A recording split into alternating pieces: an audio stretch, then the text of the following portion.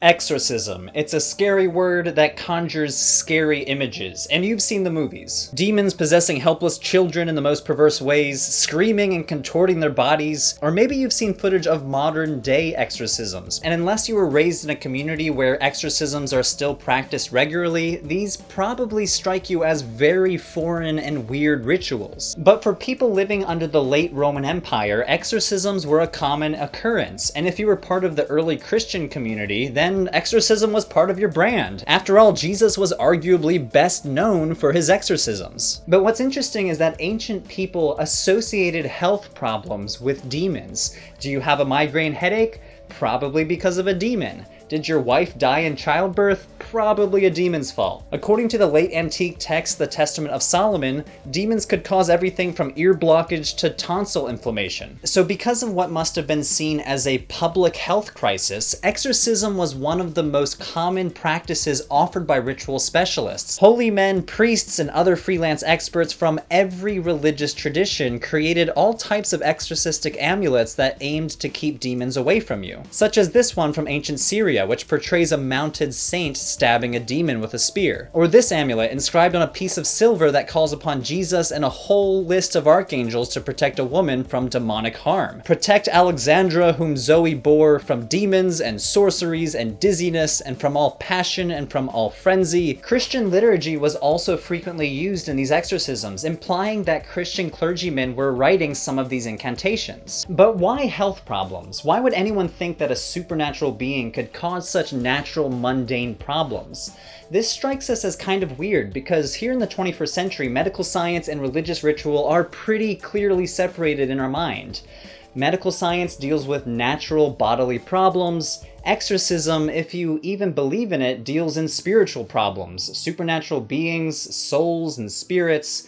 Natural and supernatural, separate. But this is actually not how an ancient exorcist would have viewed his own work. The idea that the spiritual world is immaterial is actually a very modern way of thinking about the world. Because of the philosophy of Enlightenment thinkers such as Descartes, with his theory of material and immaterial dualism, modern humans tend to view the material and the spiritual world as completely distinct. But according to ancient metaphysics, everything had substance. Whether it was your soul or a demon, it was composed of matter. It was composed of atoms. In fact, the ancient people thought that demons had actual physical bodies. The late Roman philosopher Porphyry, for example, thought that demons could fatten up their bodies by eating the smoke of sacrificial victims. There are the demons who rejoice in sacrificial smoke, through which their pneumatic and corporeal part is fattened. It is also strengthened by the sacrificial smoke of blood and flesh. So as far as guys like Porphyry were concerned, demons had actual bodies. Sure, these bodies were nothing like human bodies, they were much more tenuous, but they were still composed of matter,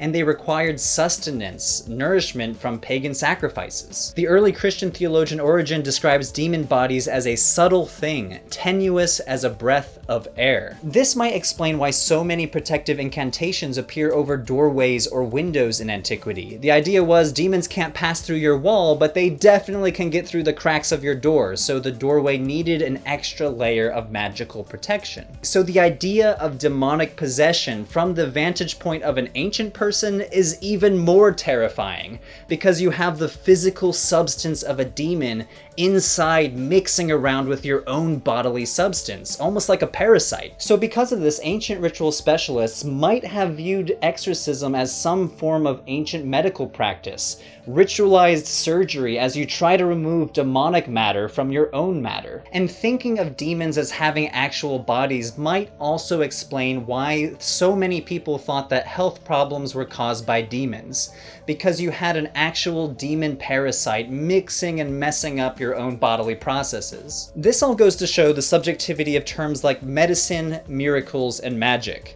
To us in the 21st century, these are very distinct categories, but to an ancient doctor, medicine and magic were blurred, and we as scholars need to be careful when applying these categories to ancient people who don't necessarily think in these terms. So much so that if you were an ancient individual suffering from a migraine headache, you might have just as likely gone to your local exorcist than your local doctor, though they might have been the same person anyway.